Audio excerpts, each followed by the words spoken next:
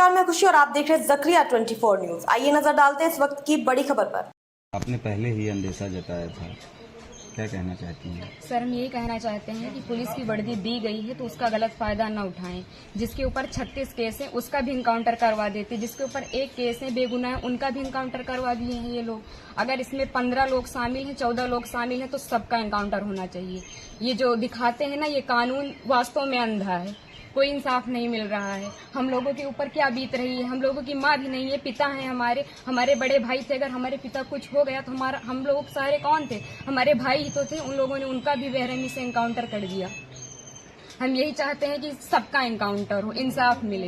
इस सरकार में हम अभी तक तो सरकार के खिलाफ कुछ नहीं बोल रहे थे, लेकिन वास्तव में जो हो रहा है बहुत गलत हो रहा है। ये नहीं होना चाहिए, चाहे फिर इसमें विपक्षी पार्टी हो या फिर कोई भी हो, कोई भी नेता हो, जो करवा रहा है बहुत गलत करवा रहा है। हम लोगों को इंसाफ मिलना चाहिए, ऐसा नहीं होना चाहिए था। जो किए हैं बहुत गलत किए हैं। भगवान तो उनको सजा देंगे ही, लेकिन उनको भी सजा मिलनी चाहिए कानून की तरफ से। अगर कोई गुनाह करता है तो उसकी सजा कोर्ट देता है, ना कि पुलिस ऐसे इनकाउंटर कर देगा। आपके भाई का क्या स्वभाव था, किस तरह से, कैसे आप लोगों के बीच में रहते थे वो? सर, हमारे भाई का स्वभाव एकदम सरल था, पढ़ने लिखने में भी अच्छे थे। हम लोगों के साथ एकदम फ्रेंड के जैसे बिहेवियर उनका था, और गए थे तो बात भी होती थी, और हम लोगों से बहुत ज्यादा उनको लगाव स्नेह था, जैसे कि हर एक भाई बहन में होता है।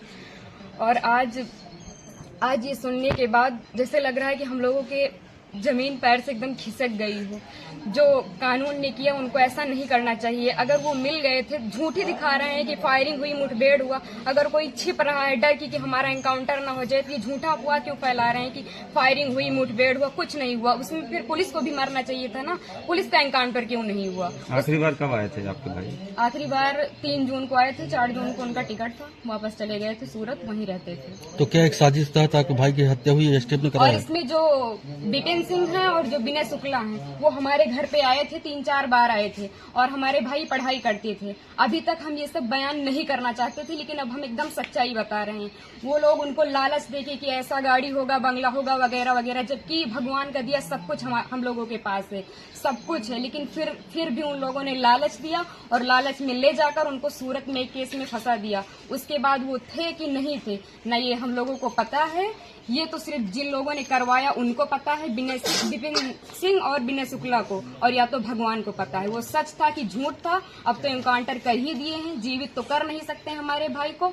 बस हम ये चाहते हैं कि जिन्होंने एनकाउंटर किया उनके ऊपर केस होना चाहिए, कि अगर कोई गुनाह होता है तो उसकी सजा कोर्ट देगा, ना कि एसटीएफ वाले या फिर पुलिस वाले। बस हम यही चाहते हैं। ठीक। बस इतना ही, फिर होगी आपसे मुलाकात ऐसी एक और खबर के साथ। तब तक के लिए नमस्कार और देखते रहिए ज़करिया 24 न्यूज।